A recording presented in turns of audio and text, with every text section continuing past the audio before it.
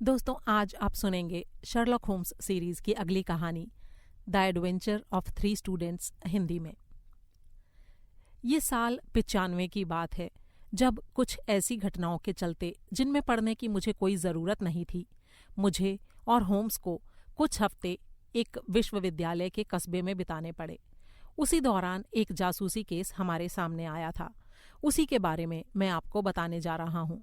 अब ये बात तो साफ है कि अगर मैं किसी भी ऐसी बात का उल्लेख अपने किस्से में करूंगा जिससे कि पाठकों के सामने उस कॉलेज या उस अपराधी की पहचान जाहिर हो जाए, तो ये नाइंसाफ़ी और बदतमीजी होगी। ये इतना अफसोसनाक किस्सा था जो कि अपने आप में ही दफन रह जाए तभी बेहतर है। लेकिन कुछ बातों का उल्लेख छोड़ने को मजबूर होते हुए भी मैं इस केस की चर्चा इसलिए करना चाहता हूँ क्योंकि इसमें मेरे दोस्त की कुछ ऐसी विशेषताएं उभर कर सामने आती हैं जिनके लिए वो जाना जाता है। मैं ऐसी बातों को बताने से बचने की पूरी कोशिश करूंगा जिनसे ये घटनाएं किसी खास जगह की पहचान कराने लगें या इनसे जुड़े लोगों के बारे में पढ़ने वाले को कोई संकेत मिल जाए। उस समय हम एक लाइब्रेरी के पास एक लॉज में रह रहे थे। उस लाइब्रेरी में शर्लॉक होम्स इंग्लैंड के कुछ पुराने राजपत्रों पर अनुसंधान कर रहा था। उस खोज के परिणाम इतने आश्चर्यजनक थे कि आगे कभी मैं उनके बारे में विस्तार से लिखूंगा। एक शाम सेंट ल्यूक्स कॉलेज के लेक्चरर मिस्टर हिल्टन सोमस हमसे मिलने आए। वे एक लंबे और पतले आदमी थे, लेकिन नर्वस और उत्तेजित स्वभाव वाले। मैं उनके बेचैनी भरे स्वभाव से परिचित था, लेकिन उस दिन वे कुछ इतने ज्यादा उत्तेजित थे कि साफ लग रहा था कि कुछ ज्यादा ही अजीब घटित हो गया है। आते ही उन्होंने कहा, मुझे भरोसा है मिस्टर होम्स कि आप मेरे लिए कुछ घंटों का वक्त जरूर निकालेंगे। सेंट ल्यूक्स में बड़ा ही दर्दनाक वाकया हुआ है। ये तो खुशकिस्मती की बात है कि आप इस समय शहर में हैं, वरना मैं किसके पास जाता। मेरे दोस्त ने विनम्रता से जवाब दिया, फिलहाल तो मैं काफ़ी व्यस्त हूँ। मैं अभी अपना ध्यान बंटने नहीं देना चाहता हूँ। मैं आपको यही सलाह दूंगा कि आप पुलिस की मदद लें। नहीं नहीं जनाब, वो तो नामुमकिन है।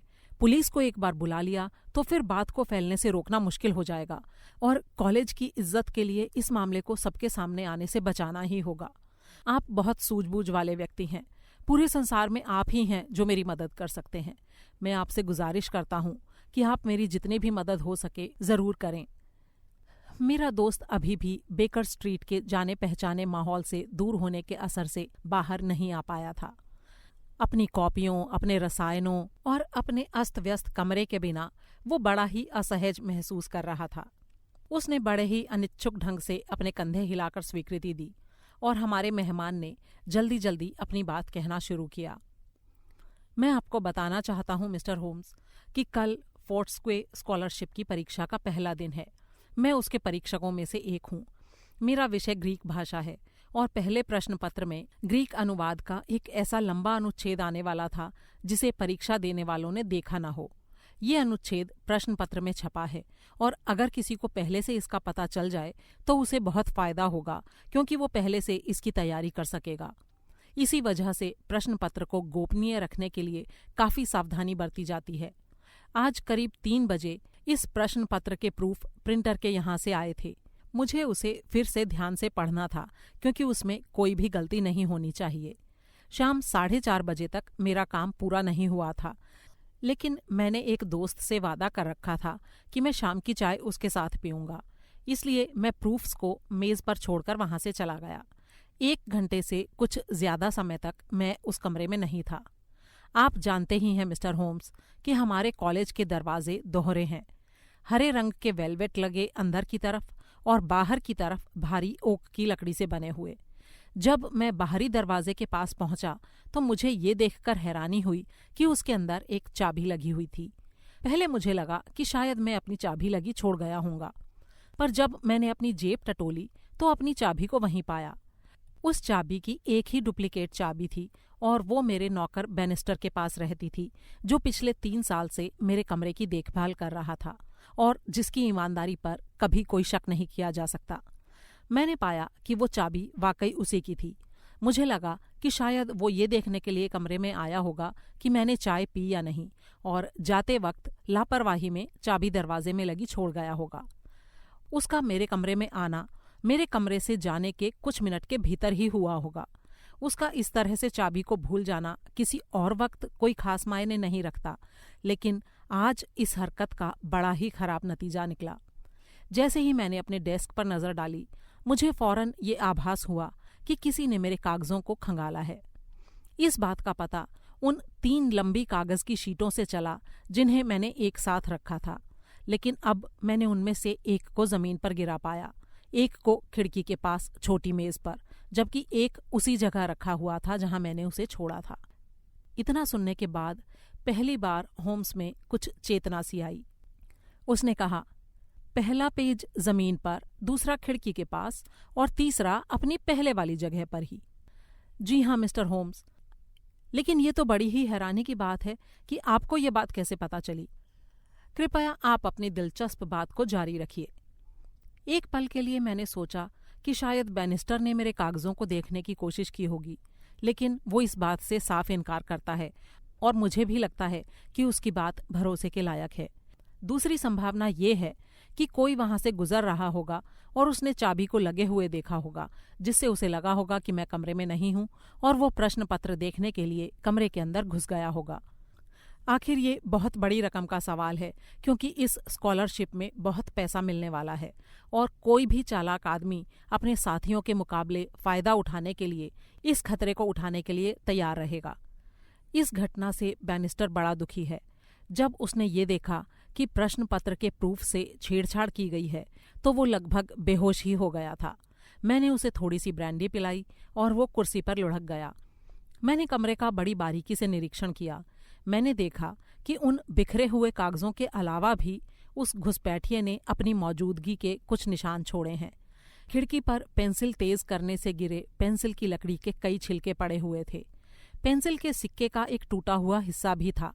साफ था कि उस बदमाश ने बड़ी जल्दी में उस प्रश्न पत्र की नकल की होगी।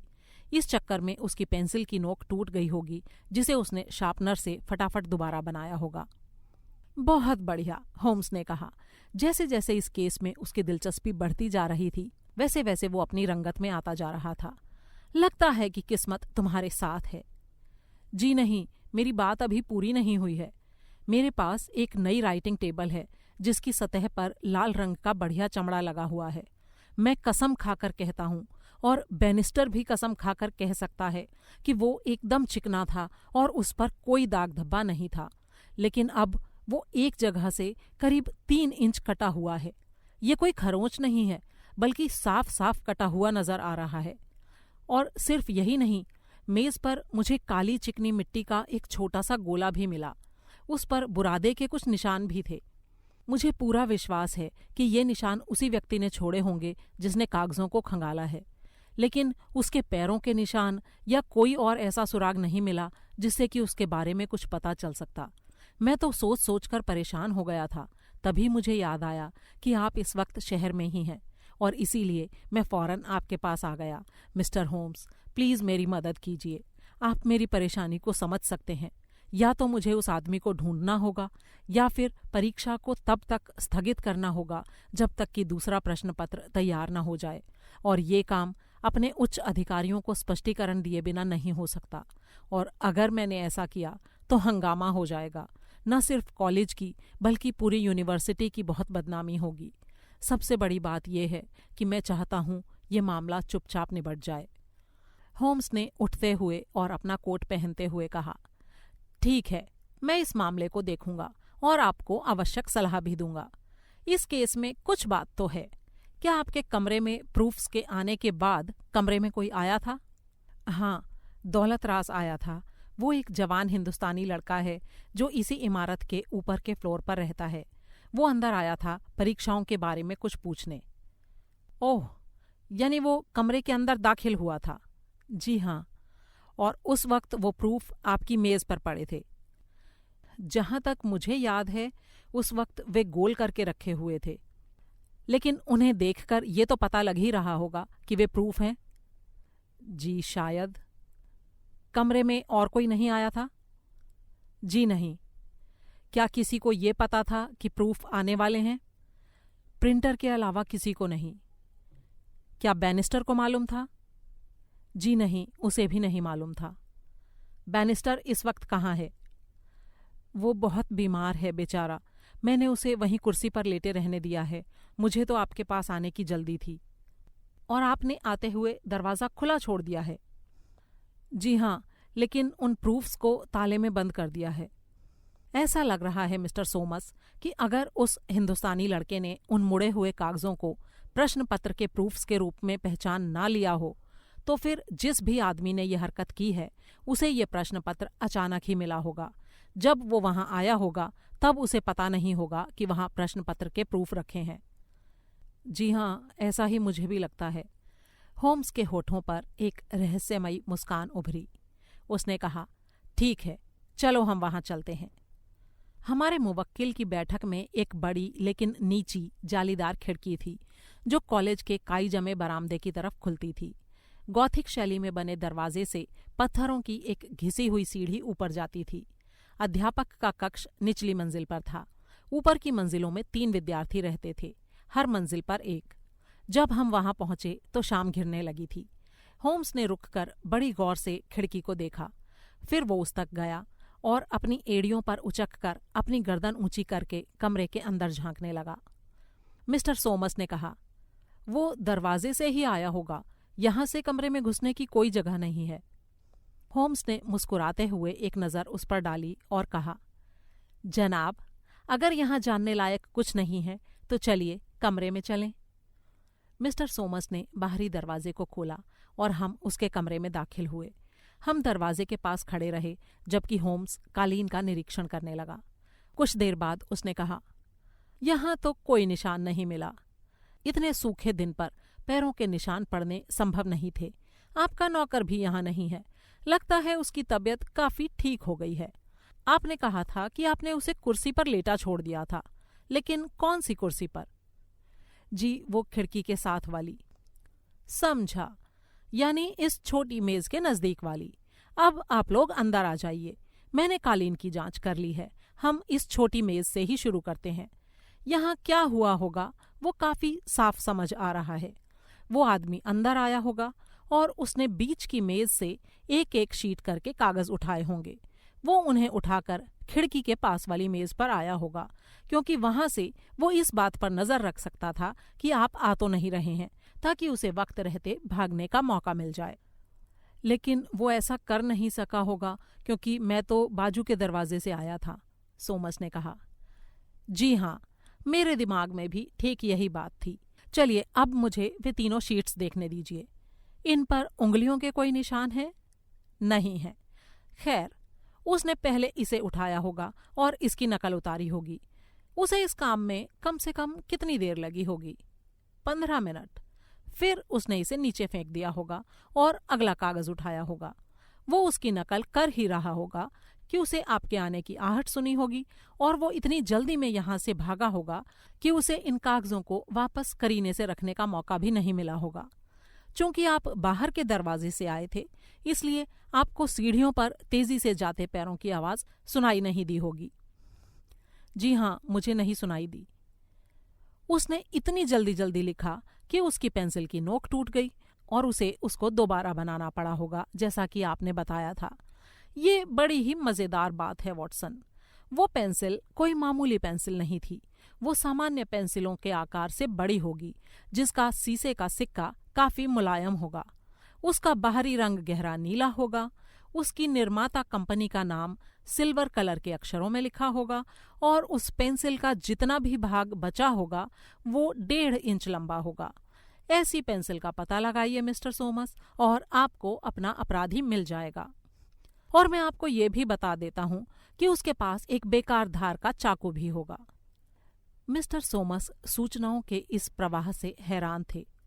उन्होंने कहा, मैं और सारी बातें तो समझ गया, लेकिन उसकी लंबाई कैसे पता चली?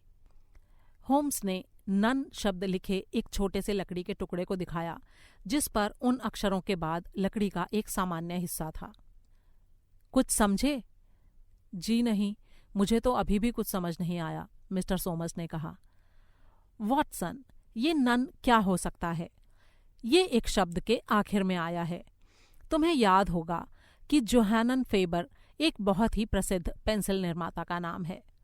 अभी ये साफ नहीं है कि क्या पेंसिल का उतना ही हिस्सा बाकी रहा है जैसा कि सामान्यतः जोहानन शब्द के बाद रहता है। उसने छोटी मेज को प्रकाश के सामने किया, फिर बोला, मैं उम्मीद कर रहा था कि जिस कागज पर उसने लिखा होगा, अगर वो कागज पतला होगा तो उस पर लिखने के कुछ निशान इस मेज की पॉलिश की हुई सतह पर जरूर रह गए होंगे, लेकिन यहाँ कोई निशान दिखाई नहीं दे रहा है। मुझे लगता है कि अब इस तरफ तो जानने के लिए कुछ नहीं बचा है। अब देखते हैं बीच की मेज को। मैं समझता हूँ कि आपने इस छोटे से काले लिजलिजे गोले की बात की थी। ये कुछ कुछ तिकोने आकार का है और जैसा कि आपने कहा था, इसमें बुरादे के कण भी दिख रहे हैं और मेज के चमड़े पर कटने का निशान भी साफ दिखाई दे रहा है। ये एक हल्के से चिरने से शुरू हुआ है और एक नुकीले छेद के रूप में खत्म हुआ है। मिस्टर सोमस, आपने बड़ा अच्छा किया जो मेरा ध्यान इस केस की तरफ खींचा। अब ये बताइए कि ये जो दरवाज़ा है, इस दरवाजे से कहाँ जाया जाता है? जी, मेरे बेडरूम में। क्या आप इस घटना के होने के बाद उसमें गए थे? जी नहीं, मैं तो सीधे आपके पास गया था। मैं उस कमरे को देखना चाहूँगा। ओह, पुराने ढंग का क्या खूबसूरत कमरा है। ज़रा आप 1 मिनट बाहर ठहरें, मैं फर्श का मुआयना कर लूँ। ओह, यहाँ तो कोई सुराग नहीं है। ज़रा इस पर्दे को देखूं। आप अपने कपड़े इसके पीछे टांगते हैं। अगर किसी को इस कमरे में छिपना हो तो ये पर्दा ही एकमात्र जगह है, क्योंकि पलंग तो बहुत नीचा है और अलमारी में छिपने की जगह नहीं है। जिस सख्ती और सतर्कता से होम्स ने उस पर्दे को हटाया, उससे मुझे इस बात का एहसास हो गया था कि वो किसी भी अचानक आने वाली परिस्थिति के लिए तैयार है। लेकिन वहां कुछ नहीं निकला सिवाय खूंटियों पर लटके 3-4 कोट और पैंटों के। होम्स वहां से हटा और अचानक फर्श पर झुक गया। उसने कहा, अरे ये क्या है? वो एक ठीक वैसी ही तिकोनी लिजलिजी चीज थी जैसी स्टडी रूम की मेज पर मिली थी। होम्स ने उसे अपनी हथेली पर रखकर प्रकाश के सामने किया। फिर उसने कहा, आपके मेहमान ने अपने आने के सबूत आपके स्टडी रूम और बेडरूम दोनों जगह छोड़े हैं मिस्टर सोमस। लेकिन वो यहाँ मेरे बेडरूम में क्यों आया होगा? मेरे ख्याल से हुआ यूं होगा कि आप उसकी उम्मीद से जल्दी वापस आ गए और आपके दरवाजे पर आने तक उसे इसकी भनक नहीं लगी होगी। जब उसे इसका एहसास हुआ होगा तो उसने वो सारा सामान जो कि उसके यहाँ होने का सुराग दे देता, लेकर भागकर आपके बेडरूम में छिपने में ही भलाई समझी होगी। हे भगवान! यानी आपके कहने का मतलब ये है मिस्टर होम्स कि जब मैं इस कमरे में बैनिस्टर से बात कर रहा था तब वो चोर यहीं मौजूद था? लगता तो ऐसा ही है। लेकिन एक बात और हो सकती है मिस्टर होम्स, क्या आपने मेरे बेडरूम की खिड़की को देखा है? जी हाँ, जालीदार और शीशे के फ्रेम वाली 3 खिड़कियां, जिनमें से एक अपने कब्जों पर झूल रही है और इतनी बड़ी है कि कोई भी इंसान उसमें से आसानी से अंदर आ सकता है। बिल्कुल ठीक, और वो इस कोण पर बनी है कि बरामदे से पूरी नहीं दिखती है। हो सकता है कि वो आदमी उसी खिड़की से अंदर दाखिल हुआ हो और बेडरूम से गुजरते हुए अपने निशान छोड़ता गया हो और अपना काम हो जाने के बाद दरवाजे से बाहर चला गया हो, मिस्टर सोमस ने कहा। होम्स ने बेताबी से अपना सिर हिलाया।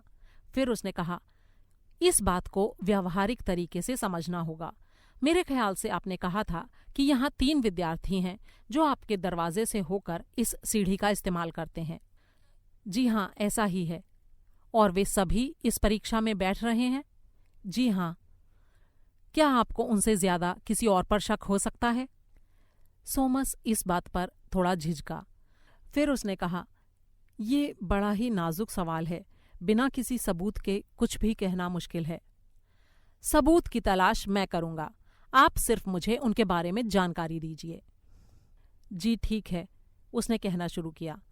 मैं संक्षेप में इन कमरों में रहने वाले उन तीनों लड़कों के व्यक्तित्व के बारे में आपको बताता हूँ। नीचे की मंजिल पर रहने वाले का नाम गिलक्रिस्ट है। वो एक मेधावी छात्र है और अच्छा खिलाड़ी भी। वो कॉलेज की रग्बी और क्रिकेट टीम में खेलता है और बाधा दौड़ और लंबी कूद में उसे कई इनाम भी मिले हैं। वो एक अच्छा मर्दाना व्यक्तित्व रखता है। उसके पिता सर जबेज गिलक्रिस्ट बदनाम व्यक्ति थे जो घुड़दौड़ के शौक में बर्बाद हो गए थे। उस वजह से ये लड़का पैसे की काफ़ी मुश्किल में पड़ गया था, लेकिन ये काफ़ी मेहनती है, ज़रूर सफल होगा। दूसरी मंजिल पर दौलत रास रहता है। वो हिंदुस्तानी है, वो भी दूसरे हिंदुस्तानियों की तरह बड़ा ही शांत और अपने आप में ही मस्त रहने वाला लड़का है। अपने काम में ठीक ठाक है। ग्रीक में कमज़ोर है पर बड़ा व्यवस्थित तरीके से अपना काम करता है। सबसे ऊपर की मंजिल पर माइल्स मैक्लॉरेन रहता है। वो ऐसा लड़का है जो अपनी धुन में आ जाए तो कमाल कर दे। यूनिवर्सिटी का सबसे होशियार छात्र, लेकिन बड़ा ही मनमौजी और भटके स्वभाव वाला है। वो अपने पहले साल में ही एक मामले में यूनिवर्सिटी से निकाल दिया जाने वाला था। इस सत्र में भी वो वक्त बर्बाद करता रहा है और उसे ज़रूर परीक्षा से डर लग रहा होगा। इसका मतलब आपका शक उस पर है? होम्स ने पूछा। नहीं, मैं ये तो नहीं कहूँगा, लेकिन इन तीनों में से शायद वही हो सकता है। ठीक है, चलिए अब आपके नौकर बैनिस्टर से बात करते हैं। बैनिस्टर करीब 50 साल की उम्र का, छोटे कद का, सफ़ेद चेहरे और बिना दाढ़ी मूंछ वाला व्यक्ति था। वो अभी भी इस सदमे से बाहर नहीं आ पाया था। उसके चेहरे पर घबराहट थी और उसकी उंगलियां कांप रही थीं।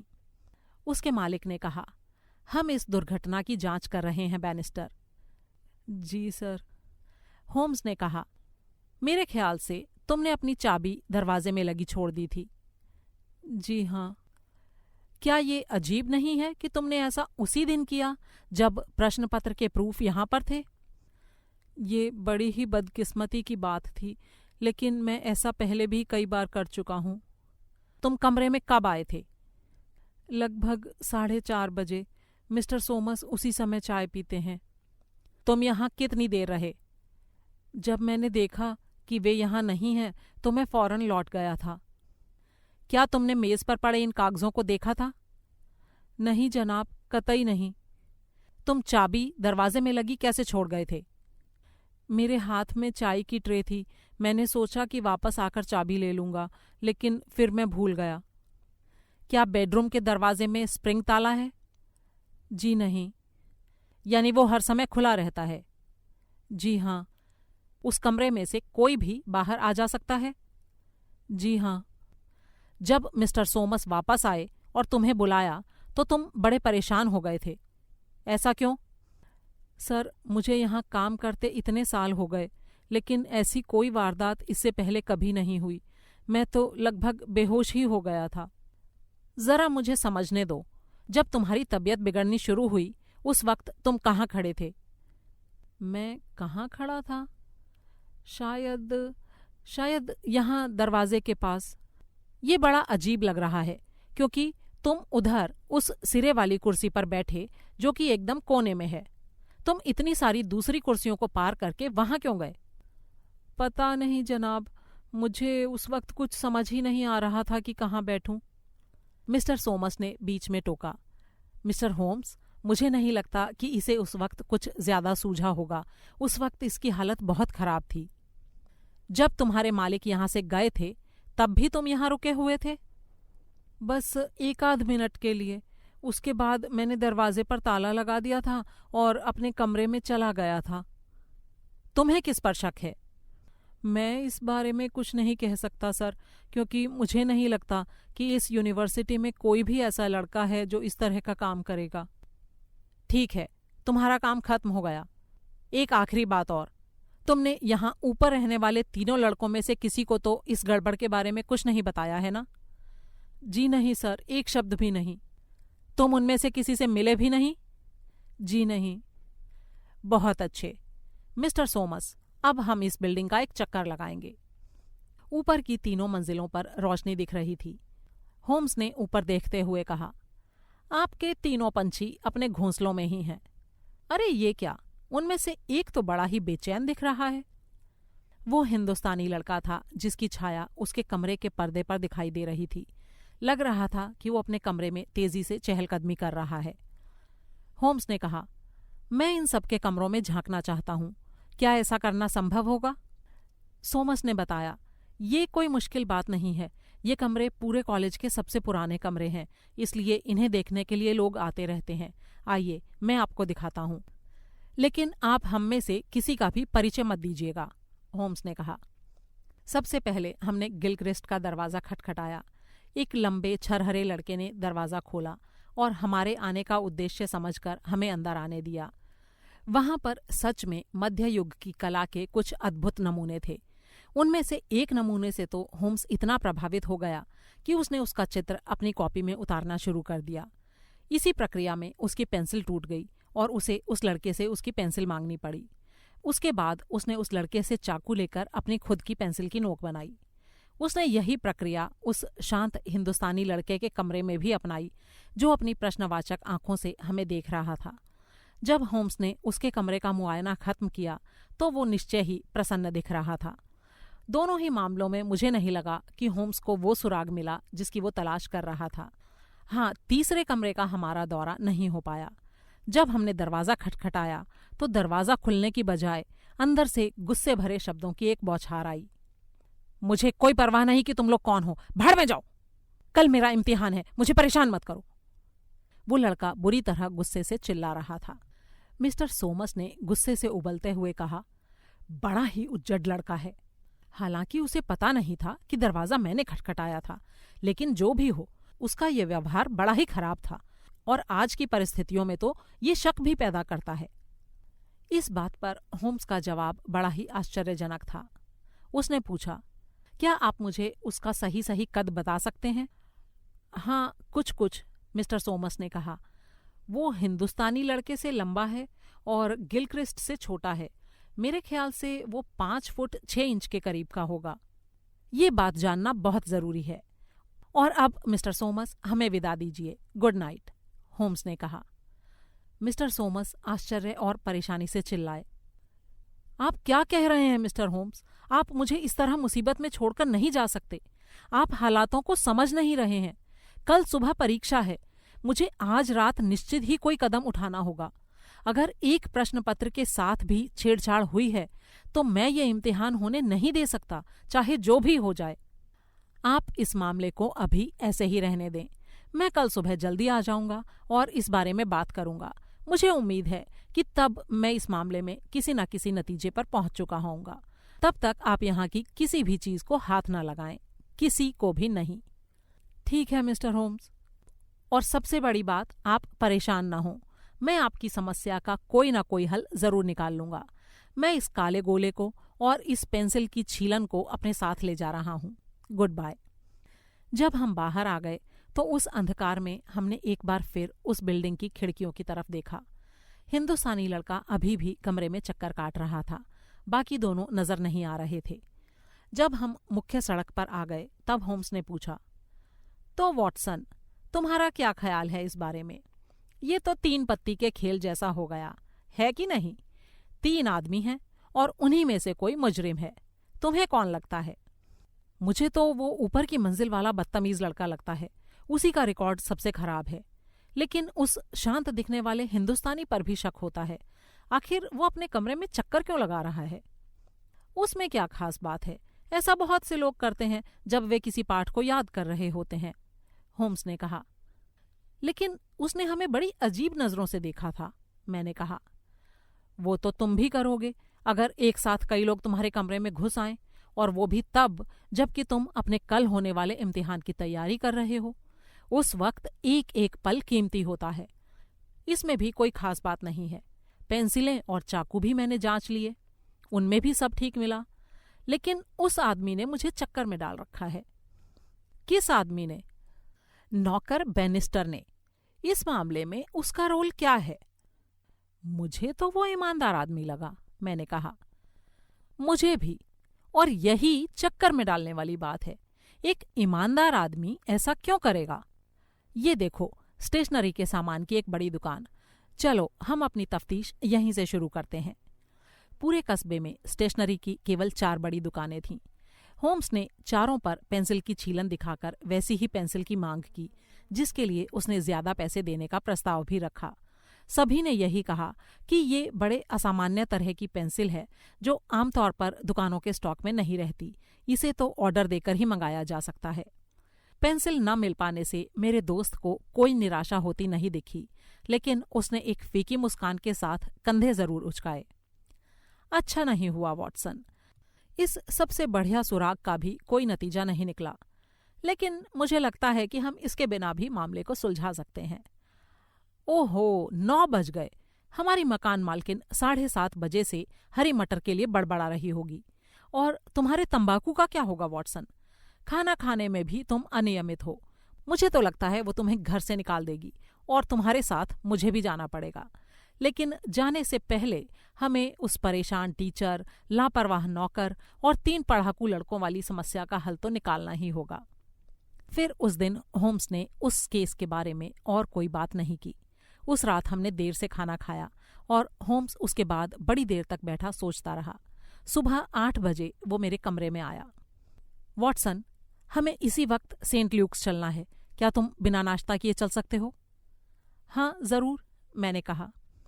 जब तक हम उसे समस्या का समाधान नहीं देंगे वो बेचारा घबराया हुआ रहेगा। क्या तुम्हारे पास उसे बताने के लिए कोई अच्छी बात है? लगता तो है। यानी तुमने मामला सुलझा लिया है? हाँ मेरे प्यारे दोस्त वॉटसन, मैंने इस रहस्य को सुलझा लिया है। लेकिन अचानक रात में तुम्हें कौन सा नया सुराग मिल गया? तो क्या मैं सुबह 6 बजे यूं ही उठ गया था? मैंने 2 घंटे तक कड़ी मेहनत की और करीब 5 मील जाकर आया ताकि कुछ बात बन सके। ये देखो। इतना कहकर उसने अपना हाथ आगे बढ़ाया। उसकी हथेली में मिट्टी के काले लिजलिजे 3 गोले थे। ये क्या? कल तो सिर्फ 2 ही थे और आज सुबह एक और। अब ये तो साफ पता चलता है कि ये तीसरा भी वहीं से आया होगा जहां से पहले 2 आए थे। चलो वॉटसन, चलकर अपने दोस्त सोमस की परेशानी को दूर करते हैं। जब हम सोमस के कमरे में पहुंचे तो वो वाकई बड़ी ही दयनीय हालत में था।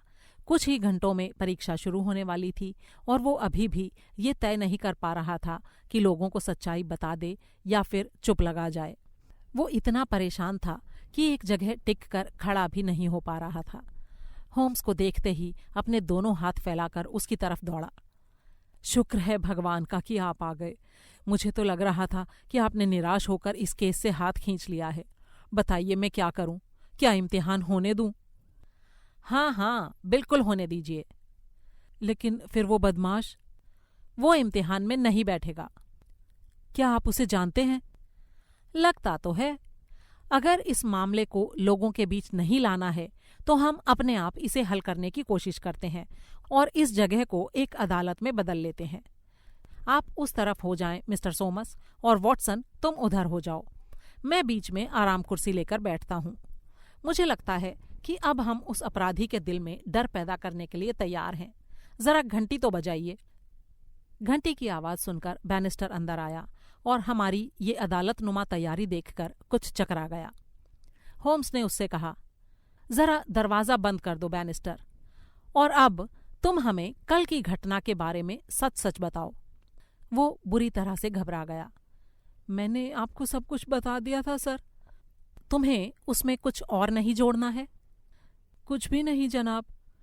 ठीक है, तो मैं तुमसे कुछ बातें पूछता हूं। कल जब तुम उस कुर्सी पर बैठे थे तो क्या तुम किसी ऐसी चीज को छिपाने के लिए बैठे थे जिससे यह पता चल सकता था कि कमरे में कौन आया होगा? इतना सुनना था कि बैनिस्टर का चेहरा फक पड़ गया। नहीं सर, बिल्कुल नहीं। डरो मत, मैं तो बस एक अंदाज लगा रहा हूं, होम्स ने बड़े ही आराम से कहा।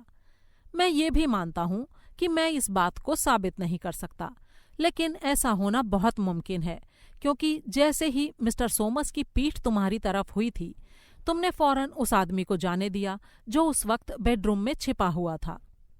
बैनिस्टर ने अपने सूखे होठों पर जीभ फिराई। वहां कोई आदमी नहीं था सर। बात यह है बैनिस्टर कि अब तुम साफ झूठ बोल रहे हो। उस नौकर के चेहरे पर जिद्दी भाव उभर आया। मैंने कहा ना, वहां कोई आदमी नहीं था। सच बोलो बैनिस्टर, बिल्कुल सच। मैंने कहा ना कि वहां कोई आदमी नहीं था। ठीक है, अगर तुम कोई जानकारी नहीं दे सकते हो तो जाने दो, पर तुम इसी कमरे में रहो। वहां उस तरफ बेडरूम के दरवाजे के पास खड़े रहो। और अब मिस्टर सोमस, मैं आपसे अनुरोध करता हूं कि आप गिलक्रिस्ट के कमरे में जाइए और उसे यहां आने के लिए कहिए। कुछ पल बाद सोमस उस विद्यार्थी के साथ वापस लौटा। उस लड़के का व्यक्तित्व प्रभावशाली था। वो लंबा और फुर्तीला था और तेज कदमों से चलता था। उसका चेहरा खुशनुमा था। उसने कुछ परेशान नजरों से हम सबको देखा और फिर उसकी नजरें कोने में खड़े बैनिस्टर पर जाकर टिक गईं। होम्स ने उससे कहा, जरा दरवाजा बंद कर दो, और मिस्टर गिलक्रिस्ट, यहाँ पर बस हम ही लोग हैं। अब यहाँ जो कुछ भी होगा उसके बारे में बाहर किसी को कुछ पता नहीं चलना चाहिए। हम यहाँ आपस में खुलकर बातें कर सकते हैं। हम ये जानना चाहते हैं कि इतना सभ्य होते हुए भी तुमने कल जो हरकत की वो क्यों की? वो बदनसीब लड़का लड़खड़ाकर पीछे हटा और उसने डर और निंदा से भरी एक नज़र बैनिस्टर पर डाली। नौकर ने चिल्लाकर कहा, नहीं नहीं मिस्टर गिलक्रिस्ट, मैंने एक शब्द भी नहीं बोला। होम्स बड़े मजे से मुस्कुराते हुए बोला, हाँ, अभी तक नहीं बोला, लेकिन अब बोलोगे। क्यों गिलक्रिस्ट, तुम्हें अंदाज हो ही गया होगा कि बैनिस्टर की इस बात के बाद तुम्हारी स्थिति खराब हो गई है और तुम्हारे बचाव का एक ही रास्ता है कि तुम सब कुछ सच सच कबूल कर लो। कुछ पल के लिए गिलक्रिस्ट के चेहरे पर दर्द के भाव उभरे, जिन पर उसने नियंत्रण करने की कोशिश की। अगले ही पल वो अपने घुटनों पर बैठ गया और हाथों में अपना चेहरा छिपाकर रोने लगा। होम्स ने विनम्रता से कहा, कोई बात नहीं, इंसान से गलती हो जाती है। जहां तक तुम्हारा सवाल है, कम से कम तुम्हें कोई बेरहम अपराधी तो नहीं कहेगा। अगर मैं पूरे वाकये का बयान मिस्टर सोमस के आगे करूं तो शायद तुम्हारे लिए ज्यादा आसान रहेगा। मैं जहां कुछ गलत कहूं तो मुझे टोक देना। तो मिस्टर सोमस, जब आपने मुझसे ये कहा था कि किसी को भी, यहाँ तक कि बैनिस्टर को भी ये नहीं पता था कि प्रश्न पत्र के प्रूफ कमरे में हैं, तभी से इस मामले की एक रूपरेखा मेरे मन में आकार लेने लगी थी। सबसे पहला ख्याल आया प्रिंटर का, पर उसे अगर देखना होता तो वो तो प्रिंटिंग प्रेस में ही देख लेता। उसे यहाँ आकर इतना बखेड़ा खड़ा करने की जरूरत ही नहीं थी। मुझे उस हिंदुस्तानी पर शक नहीं हुआ, क्योंकि अगर प्रश्न पत्र गोल करके रखे हुए थे तो उसे पता चल ही नहीं सकता था कि वे क्या हैं। और साथ ही ये भी अजीब सा संयोग लगता था कि कोई आदमी उसी दिन कमरे में आएगा जिस दिन प्रश्न पत्र वहां हो। सो मैंने इस बात को भी खारिज कर दिया। मुझे लग रहा था कि जो आदमी कमरे में दाखिल हुआ था उसे पता था कि कमरे में प्रश्न पत्र रखे हुए हैं, लेकिन सवाल ये था कि उसे ये पता कैसे चला। जब मैं मैदान की तरफ से आपके कमरे के नज़दीक आया था, तब मैंने खिड़की का मुआयना किया था।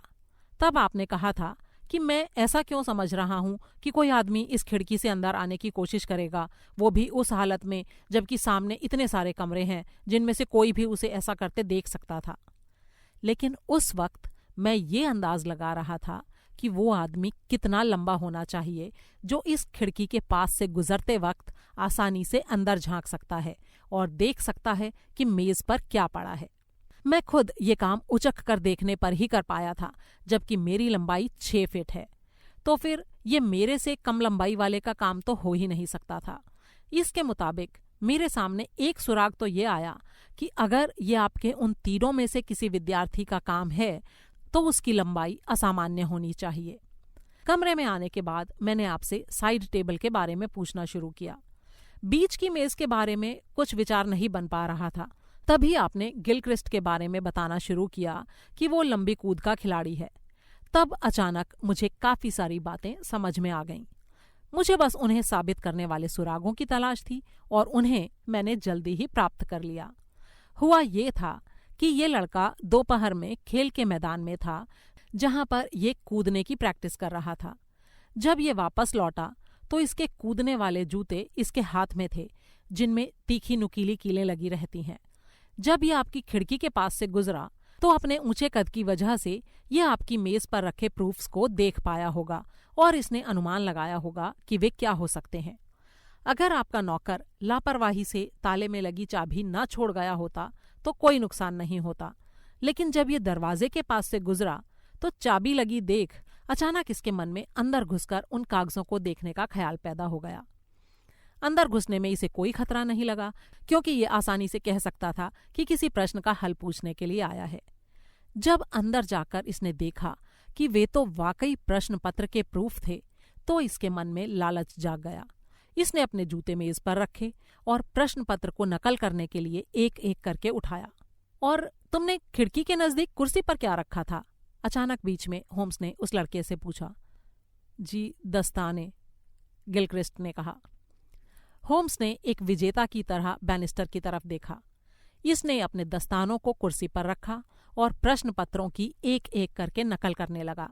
इसे लग रहा था कि मिस्टर सोमस मुख्य द्वार से आएंगे और इस तरह से ये आपको आते वक्त देख सकेगा, लेकिन आप बाजू के दरवाजे से आए। अचानक इसने दरवाजे पर आपके आने की आहट सुनी। उस वक्त इसके पास बचकर निकलने का कोई रास्ता नहीं था। ये अपने दस्ताने भूलकर बस जूते उठाकर बेडरूम की तरफ तेजी से भागा। आप देख सकते हैं कि मेज पर पड़ी खरोंच एक तरफ हल्की है, लेकिन बेडरूम के दरवाजे की तरफ गहरी हुई है। इसी से पता चलता है कि अपराधी जूते लेकर उसी दिशा में भागा होगा और उसने उसी कमरे में शरण ली होगी। जूते के कांटों में लगी मिट्टी मेज पर ही पड़ी रह गई थी और इस मिट्टी का एक और हिस्सा कांटों से निकलकर बेडरूम में गिर गया था। मैं ये भी बता दूं कि मैं आज सुबह एथलेटिक के मैदान में भी गया था और वहां मैंने देखा कि कूदने के गड्ढे में इसी काली लिजलिजी मिट्टी का इस्तेमाल किया गया है, जिस पर लकड़ी का महीन बुरादा भी पड़ा हुआ है ताकि खिलाड़ी फिसले नहीं। मैं उसके नमूने अपने साथ ले आया था। क्यों मिस्टर गिलक्रिस्ट, मैं ठीक कह रहा हूं ना?